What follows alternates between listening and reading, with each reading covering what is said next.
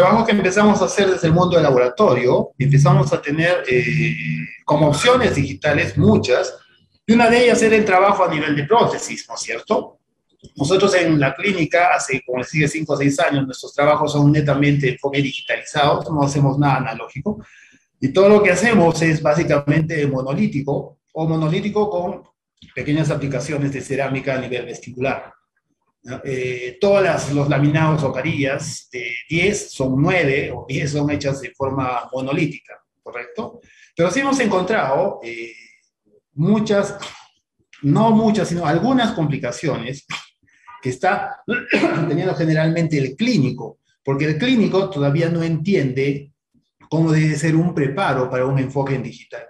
Y el problema del técnico o del laboratorista es que no sabe cómo explicarle esto al dentista. Entonces, algunas veces esa falta de comunicación hace que pensemos que la opción digital no es ideal, sobre todo, por ejemplo, en el mundo de estética, ¿no? Para hacer, por ejemplo, carillas o coronas y esas cosas de tipo. Lo que estoy mostrando ahí es un laminado hecho en feldespático, fresado totalmente, texturizado totalmente por una máquina CAM, ¿correcto? Con grosores bastante mínimos. Entonces es aceptable ello, pero algunas veces encontramos, voy a mover imágenes yo para poder hablar, algunas veces estamos encontrando, ya sea en laminados, que lo podemos ver más, o en caso de mundo protético, en caso de coronas, estamos encontrando algunos gaps en la parte interna. Por ejemplo, en esta carilla que estoy aumentando de tamaño, pueden ver, está íntegro en cervical, pero conforme me estoy acercando a la parte cervical, encuentro como unos espacios en la parte interna. No sé si se logre ver ahí. ¿Logras verlo, Henry, algo ahí? Esas marcas que hay de desgaste. Está perfecto, doctor. Perfecto y excelente. Y estas marcas de desgaste, sobre todo, cuando haces coronas, no las ves tú como clínico, ¿no? Entonces el clínico no tiene problema, porque ya sea una cofia de un circonia, o ya sea una circonia aplicada o una cofia, no logras ver. Pero cuando tienes con los nuevos circonios, por ejemplo, que estamos usando, grosores vestibulares 0.4, 0.8, con grados de translucidez de 56-57%, o cuando estás teniendo feldespáticas o disilicatos en grosores de 0.4, 0.3, con grados de translucidez 47-50%, el clínico se da cuenta de estos espacios que está teniendo. ¿Cuál es el problema de estos espacios? Que cuando los segmenta estéticamente, vas a encontrar una ligera línea que es un poco más blanca en ese sector, por diferencia de grosores, índice de reflexión y refracción de luz. ¿Ok? Entonces, eso es algo que suele pasar con mucha frecuencia en algunas carillas laminadas que se logra notar más. ¿Y esto por qué se está produciendo? No se está produciendo porque la máquina sea mala. Todas las máquinas que usamos para fresado, todas tienen características adecuadas, siempre y cuando sean de marcas reconocidas y aprobadas en el mercado, ¿correcto? ¿A qué se debe ello? Esto es el enfoque que quiero hacer para que sea una ayuda al clínico y una ayuda directamente al técnico.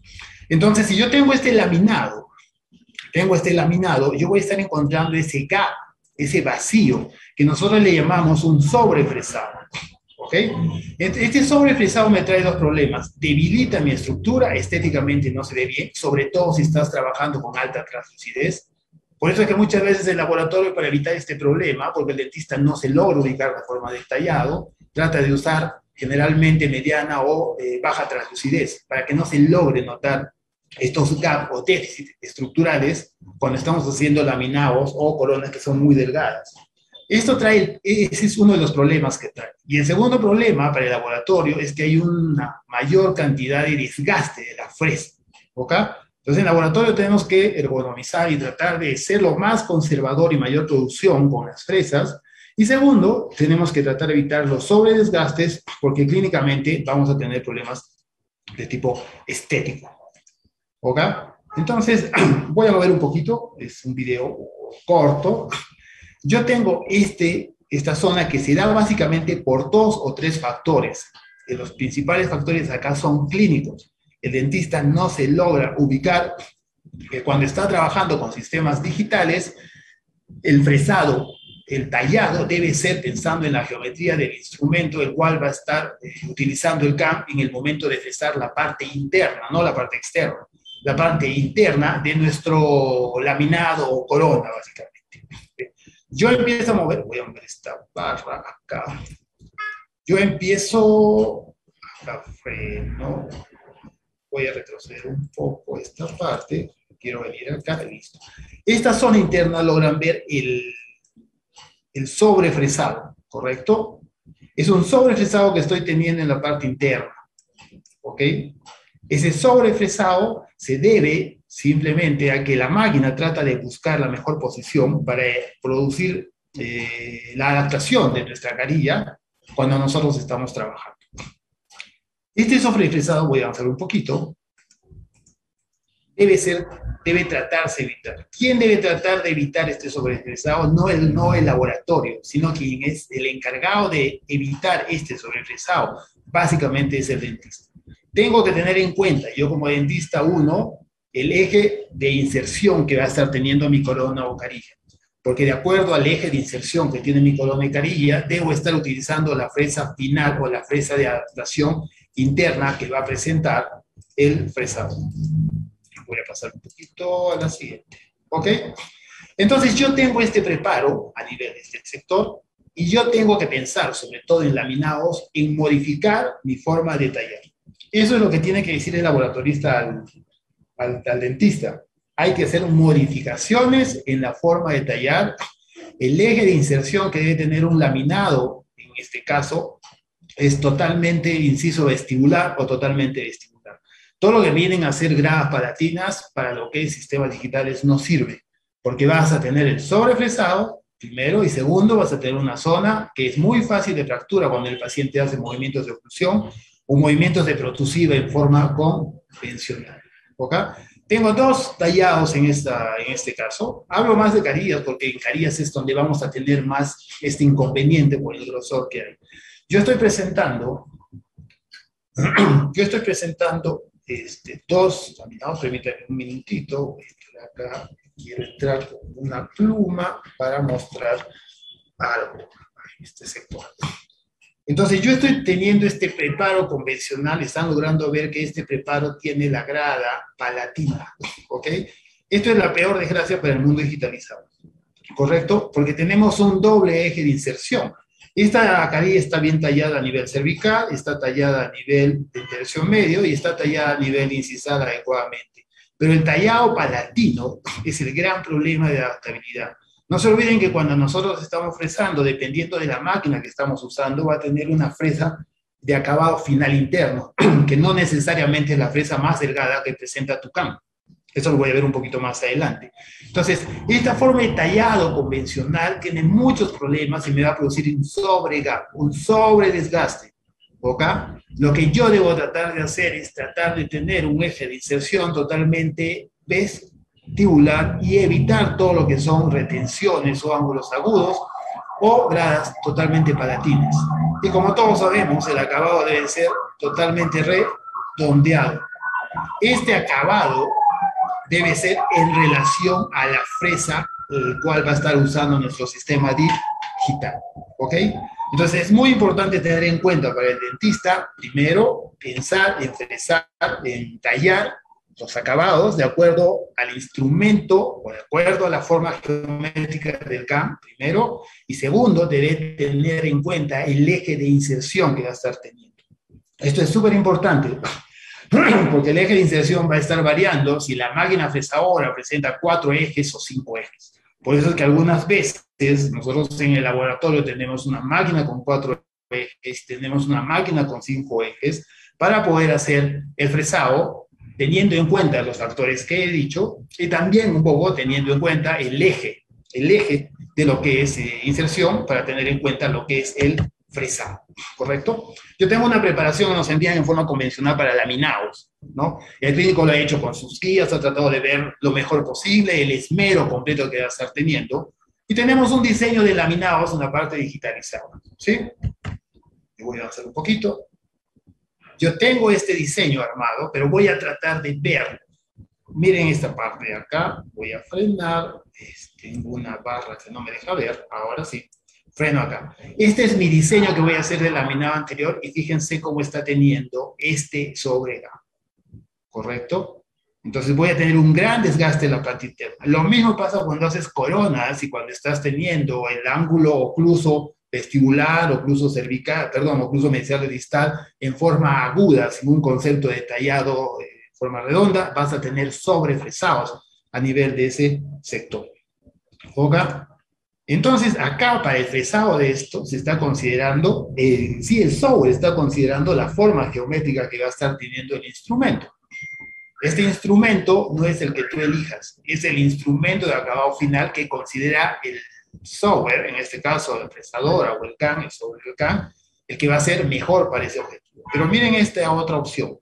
Estamos trabajando otro laminado y este laminado estamos tratando de diseñarlo, la parte interna, sin considerar la geometría del instrumento. Entonces, si yo tengo esto, aparentemente no voy a tener gap a nivel de estos sectores, ¿no es cierto? Voy a tener una mejor adaptación.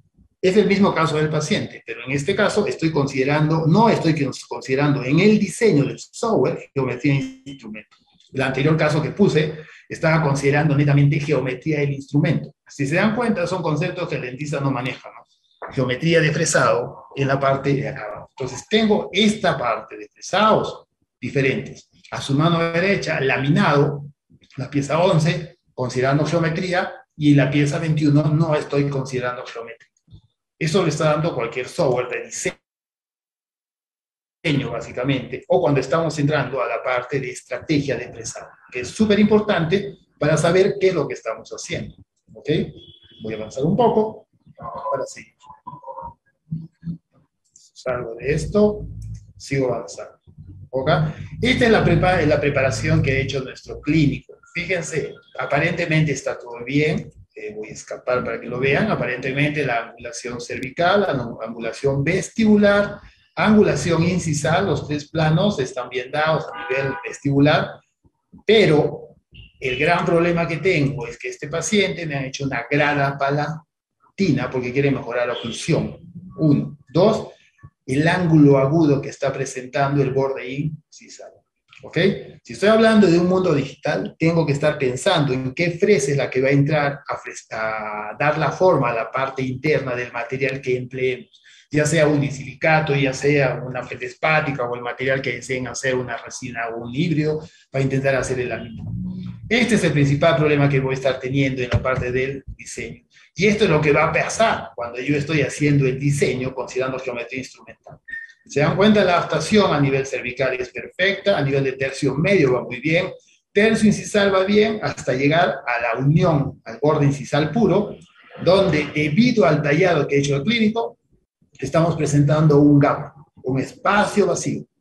Un espacio vacío. Y si considera en este lado la reducción de grosor del laminado, va a haber manifestaciones estéticas, es decir, clínicamente se va a notar un punto más blanco por mayor cantidad de cemento. Y si yo estoy colocando un laminado, imagínense, feldespático, ¿no? Tipo Empress, Empress Multi, estoy colocando un laminado a nivel de ese sector que está teniendo un grosor de 0.3, 0.2, la zona del gap va a hacer que este grosor sea tal vez 0.1 o menos de 0.1. Si tengo una gran cantidad de un espacio de gap de sobrefresado por eje de inserción o tallado, voy a tener mayor cantidad de cemento resinoso. No importa cuál sea el cemento resinoso, va a tener mayor índice de contracción. Si tiene mayor índice de contracción en el fotocurado, lo que va a pasar posiblemente se produzca más adelante por acumulación de estrés una fractura adhesiva interna. Es ahí cuando van a ver esas líneas que tienen algunas carillas, que aparentemente están rajadas, pero es en la parte interna, no externa, y se debe a factor de contracción por demasiado cemento y muy poca cantidad de material feldespático que está en la parte vestibular. Eso no sucede mucho con la parte de silicatos, ¿no? Por su grado de dureza que está teniendo. Pero tengo este inconveniente en el gap, en la producción del vacío, ¿correcto? Para hacer. ¿Por qué? Por el clínico, el fresado o la preparación incisal no es la ideal, pensando en un sistema digital. ¿Ok? Dos opciones de la misma preparación. La que está a mano izquierda, diseñado sin pensar en la geometría instrumental, y la mano derecha pensando en, en el diámetro del instrumento final que va a estar aplicando, ¿ok? Para resultados. Entonces, miren, si yo mando mi estrategia de fresado y estoy mandando a fresar considerando geometría del instrumento de la fresadora, yo hago mi simulación de fresado y estoy encontrando todo factibles, encuentro un ligero ángulo en rojo, que hay que adaptarlo post-fresado, y voy a estar teniendo una adaptación correcta. Sin ningún problema, va a lograr fresar la parte incisal, la parte aguda, que va a estar presentando la preparación del dentista. ¿Ok? Ahora, si yo me voy y hago un diseño de la misma pieza, y estoy haciendo un diseño sin pensar en la geometría del instrumento, y mando a la fresadora sin pensar en geometría del instrumento, cuando hago una simulación de fresado, lo que obtengo es que todo el ángulo agudo, lo que ven en rojo, no va a ser fresado.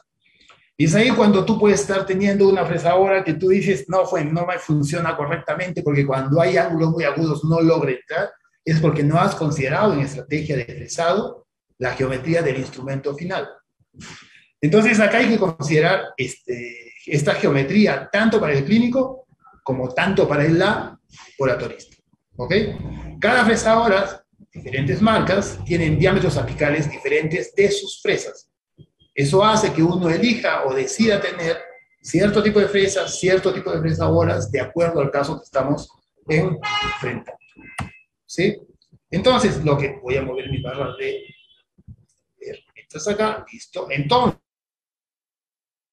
lo que yo tengo que saber como clínico y lo que tengo que saber como técnico, como laboratorista, es saber el diámetro final que va a estar empleando mi fresadora para dar la forma interna, no necesariamente las fresas más delgadas. Entonces, dentro de las máquinas que yo uso, tengo toda esta gama de fresas, de acuerdo al material, pero yo tengo que saber cuál es la que me va a formar el ángulo final, el ángulo de adaptación, para evitar la formación de gap.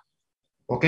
Y yo como clínico tengo que saberlo, porque tengo que tratar de usar una forma de fresa clínica, cuya parte cuyo diámetro y cuya forma sea lo más parecido a lo que vendría a ser la fresadora. ¿Correcto? Avanzo. Entonces, yo estoy trabajando y estas son fresas que usa mi máquina para fresar lo que vendría a ser circonia, ¿correcto? Tengo 3 fresas. Yo tengo que saber cuál es la fresa de acabado interno de los ángulos. La lógica nos dice que debería ser la fresa de 0.5 milímetros, es decir, debería ser esta fresa de acá, la más delgada, ¿correcto? Pero no se olviden que nuestra lógica no interesa, porque estamos hablando con software, y cuando trabajas con software, y estás trabajando con software, con hardware, tienes que tratar de pensar como piensa la máquina. Entonces el pensamiento de lógica que tienes tú no funciona. Tienes que pensar en una secuencia, cómo funciona la máquina, cómo funciona la fresadora, cómo manda la orden tu software, tu hardware, para tratar de entender y saber cómo camina. ¿Ok? Entonces, de estos 3 instrumentos, como les digo, lo ideal sería que frese los ángulos agudos de la parte interna de adaptación, no estoy hablando de anatomía oclusal, con la más delgada. ¿Ok? Pero como les digo, nuestra lógica no es la lógica que usan las máquinas.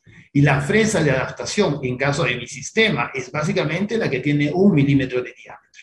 Esta es mi fresa de adaptación final. Si tengo una fresa de adaptación final de este tipo, el clínico tiene que usar una fresa ideal para tallar circonias cuyo acabado en la parte interna, es decir, cuyo acabado en los ángulos ocluso vestibulares o proximales sea promedio de diámetro de fresa de 0.5 a 1 milímetro. Y con la forma que va a estar teniendo mi fresa apical en los bordes, en los ángulos de corte. ¿Correcto? Entonces, eso es algo muy importante que tiene que tener el clínico. Yo tengo la ventaja que yo hago clínica y hago laboratorio, entonces trabajo en una mano como clínico, veo los problemas que he tenido y voy al laboratorio y trato de entenderlo. Mi siguiente paciente mejoro y mejoro para no tener vacíos y gap.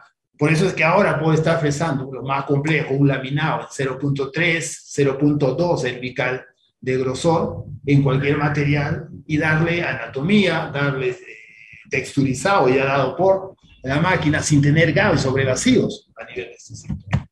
¿Ok? Ese es en caso de circonia. Pero si yo estoy caminando, por ejemplo, para hacer el fresado en caso de o cualquier material tipo húmedo, tengo 4 tipos de fresas diferentes y necesito saber cuál es la fresa de acabado final que va a estar presentando mi máquina. Entonces yo tengo que saber cuál de estas fresas me va a dar el acabado interno, el acabado final. ¿Ok? Tengo que saber ello de forma correcta. En caso de mi sistema, la fresa de acabado final viene a ser, voy a mover mi herramienta, la fresa de 1.4 milímetros de diámetro. La forma es maravillosa, es una forma redondeada. Necesito yo tener clínicamente formas como esta para poderlo trabajar. Yo voy a tener esto. Si logro conseguir estas fresas y tener un eje de inserción en el fresado, es decir, pensar en el eje de inserción que va a tener mi corona, mi carilla cuando la máquina frese, entonces yo voy a poder hacer un trabajo mucho más fácil, mucho más rápido para el técnico y en un proceso de adaptación. En caso de materiales húmedos, fresado con agua, necesitaría yo una fresa de 1.5 a 0.75 milímetros de diámetro con la forma apical que está presentando esta fresa. ¿Ok? Y así puedo caminar por los diferentes materiales que vamos a estar teniendo. Si estoy fresando, en caso, por ejemplo, esta es una fresadora de 4 ejes. Varía la estrategia de fresado de una de 5 a una de 4 ejes y varían las fresas que está teniendo. Entonces, si yo quiero fresar húmedo en 4 ejes en el sistema que yo empleo, tengo toda esta gama de fresas para escoger y tratar de elegir y saber cuál es la que va a ir al fresado. Ideal sería que sea la extra fina, pero la extra fina no entra al fresado de los ángulos agudos en la parte interna. Estas extra finas generalmente son para la parte externa, ¿correcto? Y la que yo voy a estar trabajando es esta fresa, la 12S, y esta fresa me va a dar a mí la opción de tratar de conseguir diámetros de fresas clínicas de 1.5 a 0.55, teniendo en cuenta la fresa final de trabajo, ¿correcto? Entonces, se dan cuenta, depende mucho del tipo de fresa para el clínico, dependiendo si vas a trabajarlo sobre zirconias, sobre feldespático o sobre otros tipos de materiales. Ya no es como antes clínicamente podíamos usar una sola fresa, un solo diseño de fresa y con eso fresar todo, como dentista, fresar carillas, fresar coronas, cualquier cosa. Ahora tengo que hacerlo de acuerdo, básicamente, repito otra vez, la geometría del instrumento de fresado del sistema CAM que estoy empleando. Cada marca tiene una forma distinta para trabajar. Lo mismo si voy a estar fresando PMMA, el polimetilmetacrilato, tengo que saber la fresa de acabado final y cómo voy a estar trabajando para tener y poder conseguir temporales de grosores .3 y poder rebasarlos directamente en boca, ¿no? El PMMA es un material para fresado maravilloso de trabajo, sobre todo cuando hacemos temporales, diseños de sonrisas, o las ibias y todo ello para tratar de probar. ¿Ve? Acá necesito una fresa que va a tener una forma apical de este grosor y tiene 1 milímetro de diámetro. Entonces va modificándose. Estas fresas de este grosor son las que uso sobre todo cuando estoy fresando PIC, ¿no? Polietilenglicetona, cuando estamos fresando esos materiales, o cualquier material de tipo resinoso que tiene fibra en la parte interna para hacer esos puentes tipo Maryland fresados y todas esas cosas. Este es el sistema que estamos empleando en tipo de fresas, para saber. ¿Correcto? Para no seguir aburriendo, igual en otros sistemas, si estoy trabajando en 4 ejes, estoy fresando con PMMA, estas son las diversas formas de fresas que uso y diferentes diámetros que debo estar empleando. Entonces necesito tener un conocimiento correcto para saber cómo va a estar funcionando las fresas de acuerdo a la parte de laboratorio que estoy presentando, ¿cierto? Entonces, otro factor que es súper importante es el eje de inserción. Si el clínico no tiene claro el eje de inserción, los sobrefresados son dados en cualquiera de los tratamientos, ¿no? Entonces, yo como clínico tengo que educarme, o yo como técnico tengo que educar a mi clínico y hacer entender lo que es un eje de inserción en base al eje de fresado, ¿correcto? Por eso es que algunas veces es muy interesante cuando nos mandan al laboratorio trabajos y te piden hacer coronas temporales en PMMA para que el dentista tallar y decirle cuál va a ser el eje de inserción. Nosotros normalmente le decimos, el eje de inserción va a ser tal, y mi recomendación es que uses esta forma de fresa clínica para el acabado en las partes de ángulos internos. Entonces la adaptación va a ser muy buena porque estamos trabajando y estamos teniendo un concepto activo de lo que es fresado. Y eso es lo que va a hacer mi fresa. Va a tratar de trabajar en ciertos ángulos. Y también voy a hacer un tallado, que no hablo para nada ahora, que es de las caras oclusales, ¿no? Yo creo que la gran maravilla del sistema digital es hacer monolíticos posteriores, porque el control de la oclusión es increíble, ¿no? Puedes hacer controles con los articuladores virtuales, estar pegando información sacada de tomografías, puedes estar haciendo más de los modelos, puedes estar haciendo más de movimientos articulares y puedes estar consiguiendo un buen resultado oclusal que se va a manifestar en el fresado clínico. ¿Ok? Totalmente cierto que pierdes estética, pero con los nuevos circonios que estamos usando, va muy bien. Nosotros trabajamos con circonios multilayer desde que empezamos con todos los sistemas digitales, ¿no? En esas épocas empezamos a trabajar con Katana, que fue de maravilla, y realmente en lo monolítico nos va muy bien en lo que es control de oclusión y pacientes que tienen problemas de este. Entonces, miren, el eje de inserción es súper importante porque nos va a determinar también cómo fresa la máquina, ¿correcto? Entonces, si yo tengo 4 ejes, fíjense en el video, yo voy a mover y este es el eje de fresado que puede estar teniendo la máquina, limitado por los 4 ejes que presenta. Entonces, si yo voy a estar mandando mis trabajos o yo como técnico sé que tengo una fresadora de 4 ejes, yo sé el eje de inserción que debe estar realizando el clínico para no tener problemas en la adaptación, ni estar espaciándolo demasiado, ni hacer un gran espacio entre el muñón y la cofia interna del circonio y silicato que estás usando, ¿correcto? Entonces, este movimiento es bastante limitado en una fresa, en una máquina de 4 ejes, pero puedes trabajar sin ningún problema. En una fresadora de 4 ejes es la que más se usa, 5 ejes no se usan mucho, realmente. Pero cuando tengo una fresadora de 5 ejes, me permite tener un mayor movimiento y control de posibles ejes de inserción. En otras palabras, puedo yo estar camuflando más los errores que comete el clínico con una máquina de 5 ejes, teniendo en cuenta la estrategia en lo que es el diseño cuando estamos haciendo el eje de inserción. ¿No? Hay varias maneras como mejorar ejes de inserciones en los software. Por eso es que cuando haces laboratorio empiezas a tener no un software de diseño, sino tienes varios software de diseño, porque cada uno tiene estrategia y se puede estar aplicando a diferentes casos. Casos donde tu diseño o tu eje de inserción es complejo, puedes ir a otro software de diseño y te va a dar otra estrategia para diseñarlo, para poder hacer un adecuado fresado, ¿no? Siempre te va a ayudar una fresadora que está presentando un eje más. Si estás presentando 5 ejes, es más fácil el control y el movimiento que vas a estar. ¿Ok? Entonces, eso es muy importante. Eje de inserción nos va a permitir tener en cuenta lo que es el fresado. ¿Ok?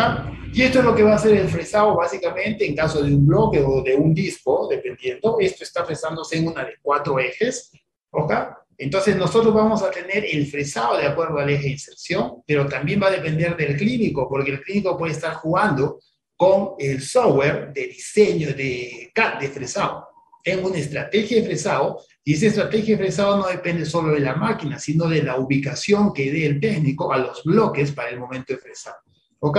Si yo no sé manejar ello y dejo que la máquina haga su propuesta y no pienso en lo que es eje de fresado, entonces voy a estar teniendo problemas. ¿Por qué? Porque voy a estar produciendo los gap, voy a estar produciendo mayor desgaste en la fresa, y lo que es más interesante, voy a estar produciendo estrés en la porcelana. Hay mucha gente que hace fresados y luego van a boca, los colocan, y algunas veces cuando están cementando fresados en can, se fracturan, sobre todo si es feldespática pura y son muy delgadas, y al final lo devuelven. ¿Por qué sucede eso? Simplemente porque en el momento de fresado tú no te has dado cuenta de tu estrategia y estás produciendo estrés en el momento de fresar en la porcelana, que tú no lo miras, que se manifiesta cuando sale del horno si las glaseas o cuando hay contracción en el momento de fotocurado en la parte clínica.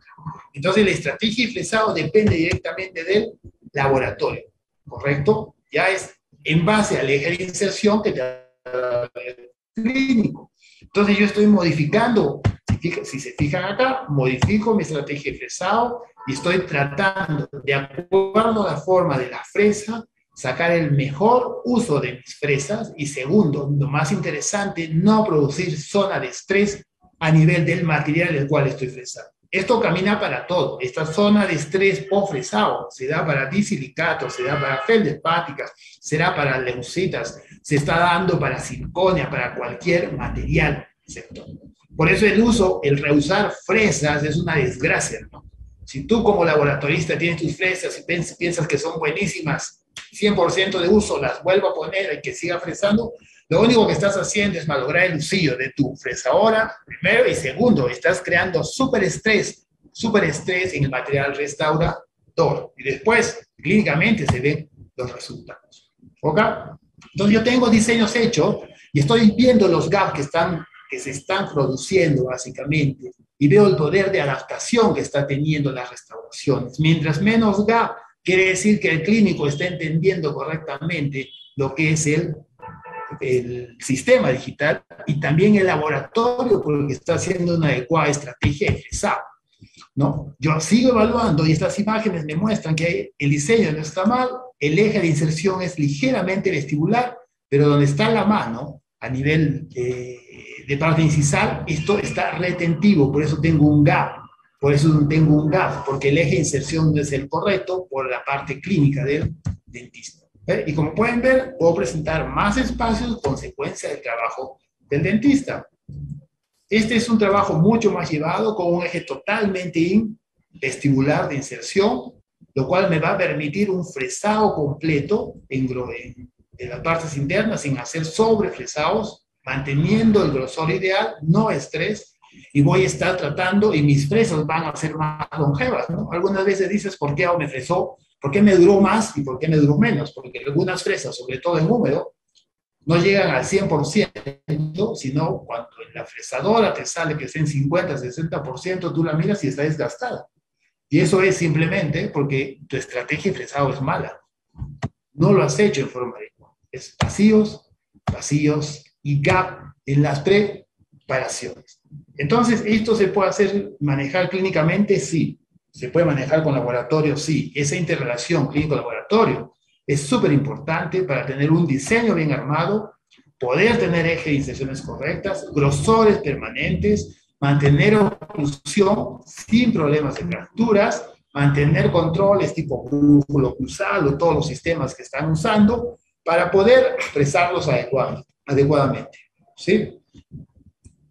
Entonces, yo tengo fresadoras de 5 ejes, tienen estrategia de fresado diferente a 4 ejes, siendo de la misma marca, tienen fresas diferentes, tienen velocidades diferentes en lo que se refiere a la parte del tallado, ¿correcto? Hay que conocer correctamente las fresadoras que tenemos, ¿sí? Hay que sacarles el jugo y los beneficios. Como les digo, no hay que pensar no hay que pensar en nuestra lógica, sino hay que ir a pensar cómo está diseñado el software, el hardware, para tener una idea de cómo camina el sistema y poder entenderlo clínicamente. Entonces hay que volvernos un poco digitalmente compatibles con nuestras máquinas, ¿no? Siempre dicen que cuando uno se casa, al final de los años termina el esposo y la esposa siendo parecidos, hasta físicamente, maneras de hablar y ser. Lo mismo pasa con la fresadora y el técnico laboratorista. Al final están tantos años juntos que aprendes a saber lo que la fresadora te dice en ciertos momentos y aprendes a manejar en mejores condiciones lo que vendría a ser el software, los diferentes software que están dando. ¿Sí? Sigo avanzando. Diseños armados completamente y trabajar. Ahora, ¿qué cosa es importante? El tercer factor que debe tener en cuenta el clínico y técnico es básicamente los materiales, un adecuado conocimiento de materiales. No se olviden, todos los materiales que están en el mercado son enfocados a la parte digital.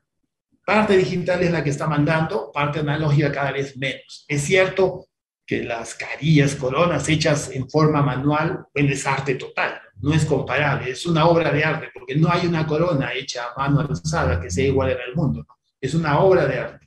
Pero realmente el mundo digital a nosotros como clínicos y como técnicos nos permite factores como exactitud, que es increíble, rapidez y ser predecibles. Y sí logramos sacrificar un poco de estética, sobre todo en el sector anterior, porque no va a ser como una carilla hecha a mano alzada sobre el feldespático, que es una de las cosas más hermosas que podemos estar teniendo, ¿ok?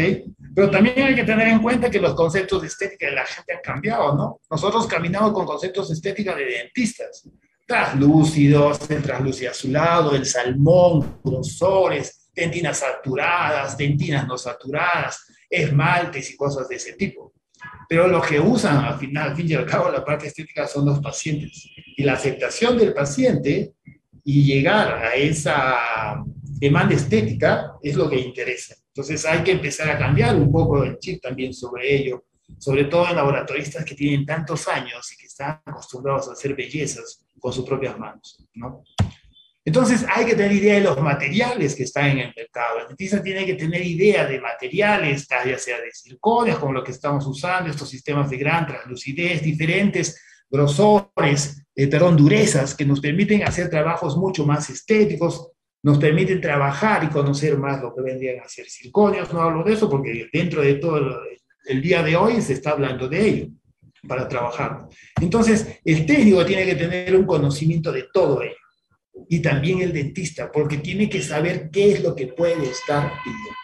Nosotros tenemos laminados pesados en circonio, no en gran número, porque circonios tipo monolíticos como estos que hemos presentado y anteriores en katana, porque algunas veces hemos tenido que hacer debido a que pacientes tenían puentes monolíticos en el sector anterior, ¿ok? En circonia. Entonces, debido a lo que es índice de refracción de luz, y tengo un puente anterior monolítico en circonia y tengo que hacer carillas, obviamente mis laminados tienen que ser hechos en circonios, pero puedo hacerlos en circonio como este, que tiene 57% de translucidez en la parte incisal, ¿correcto? Entonces, miren, si tengo un circonio 50% de translucidez, es mucho más alto que la translucidez que puede estar teniendo un disilicato. Entonces, algunas veces lo hemos hecho, pero hay que conocer las características, tanto de cristalografía, índices de refracción de luz, ¿no? Grado de dureza, desgastes, cómo hacer la adhesión correctamente, estructura dental, ¿no? Para tener conocimiento de ello, ¿no? 57% de translucidez es una maravilla. Es una maravilla en lo que estamos en condiciones estéticas. Se han modificado fluorescencias, el laboratorio puede modificar fluorescencias de lo que es circonias. Circonias se pueden pigmentar, pese a que son multilayer, se pueden colocar pigmentos para dar mayor fluorescencia en la parte interna de la cofia como en la parte externa de la corona, ¿no? Se pueden hacer muchas cosas ahora, es una cosa maravillosa, ¿no?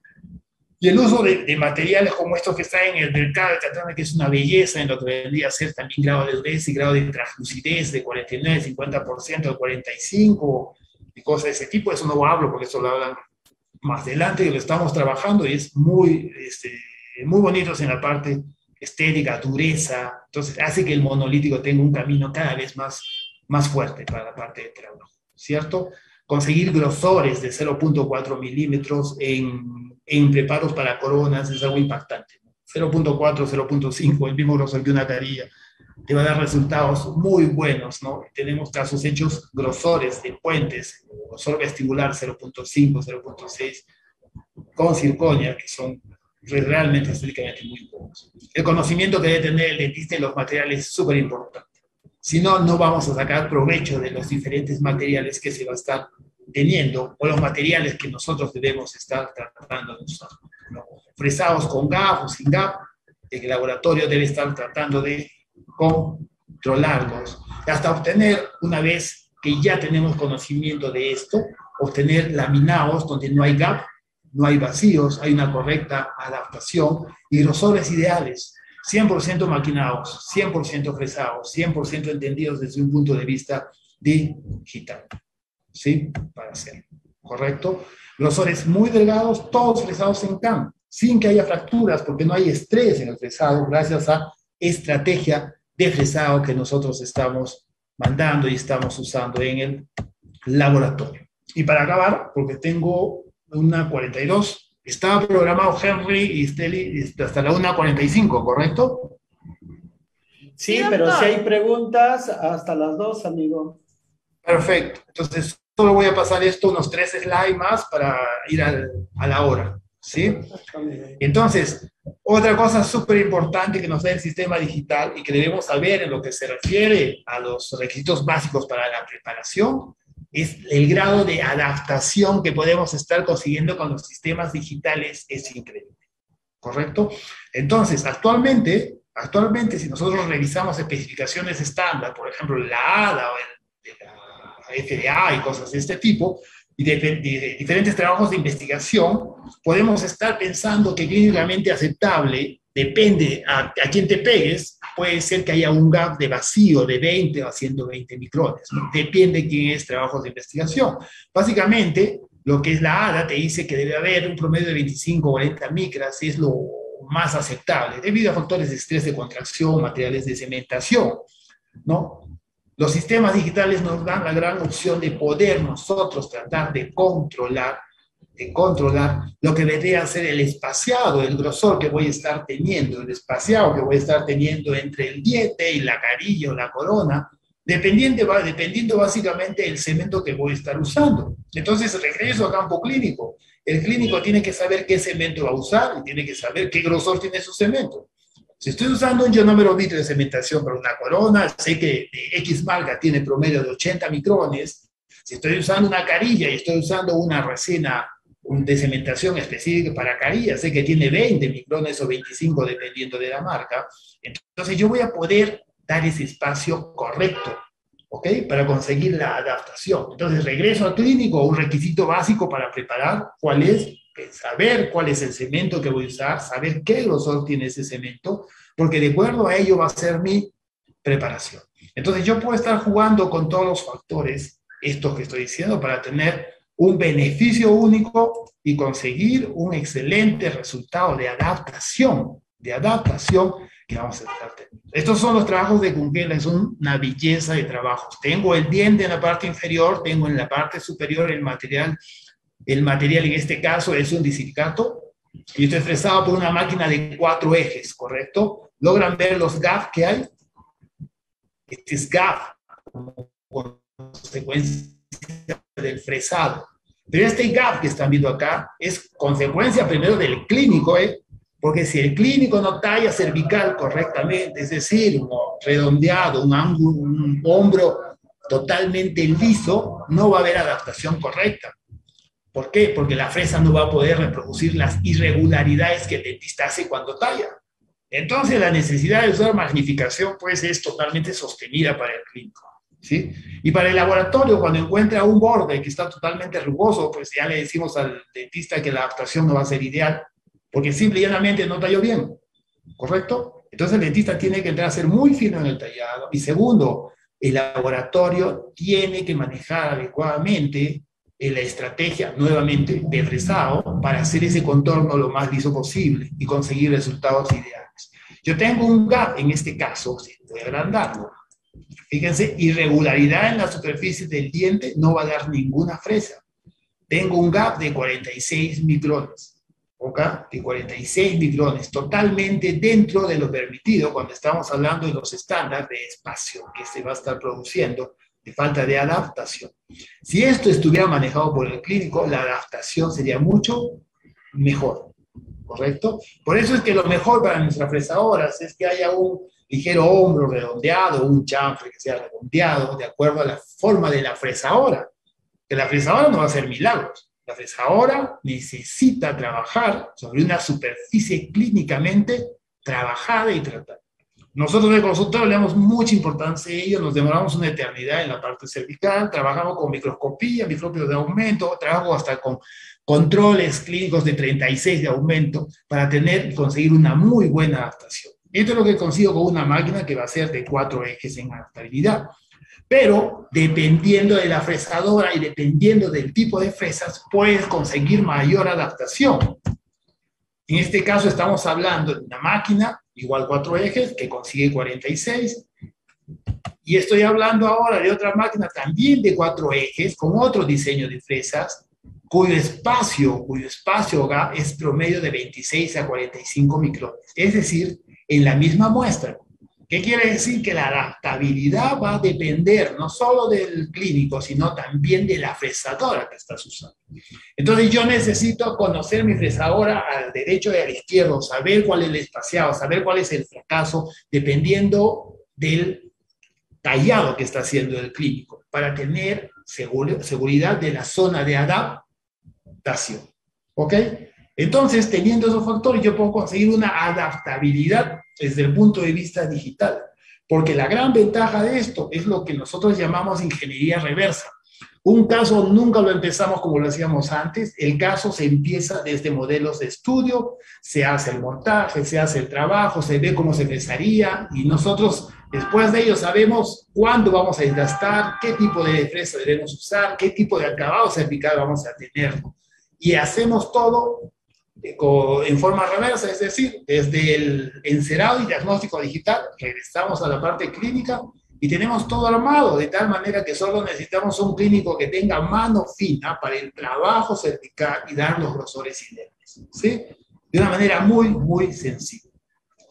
Lo más fácil de fresar bloques que van a ser de resinas reforzadas, en caso de una máquina que va a estar presentando 4 ejes, miren el gap que se consigue, ¿ok? Porque hay menos posibilidades de shipping en este tipo de materiales, 27 micrones de espacio. Esto es trabajando con un bloque de katana Vencia, que es una resina reforzada, trabajando con una máquina convencional 4 ejes, pero si cambio una máquina también de 4 ejes, pero con nuevo diseño de fresas para aprovechar el fresado en forma estructural, mis resultados van a ser más reducidos y el grado de adaptación va a ser mucho más alto, ¿sí? Mucho más alto.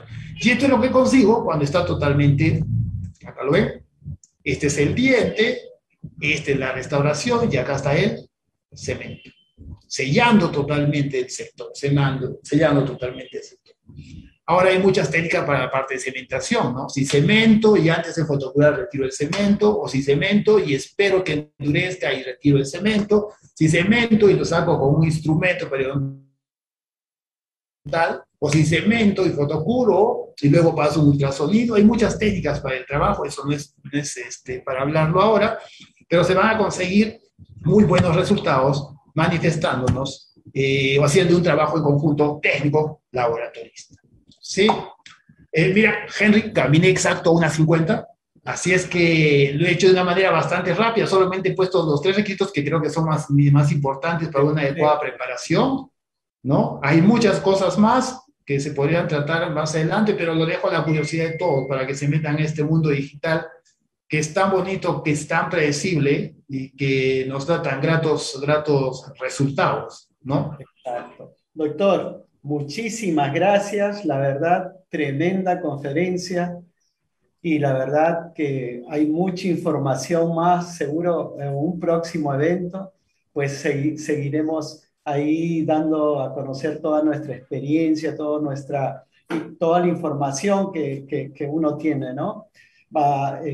Nada, agradecerle a nombre de mi equipo, a nombre de la empresa, a nombre de todos los que están escuchando la conferencia, que me han escrito buena información. Gracias, Henry, y gracias a ti, ¿no? O sea, porque ustedes son los que hacen el evento. Y nada, muchísimas gracias, amigo, y te espero pronto en Lima. Listo. De todas maneras, Henry, gracias a ustedes, mira, por el tiempo que se toma en hacer los cursos, actualizar y mantenernos todos en las cosas nuevas que se están dando. Oye, un abrazo a la distancia desde Arequipa, está medio nublado, pero te mando un abrazo enorme a ti y a él que están ahí. Y bueno, éxitos a ustedes, a la empresa, al laboratorio y al multifacético Henry Reynoso que hace de todo un poco, ¿no? En el mundo de la laboratorio. Ok, un abrazo, Gracias. nos estamos viendo. Bye bye, chao, chao.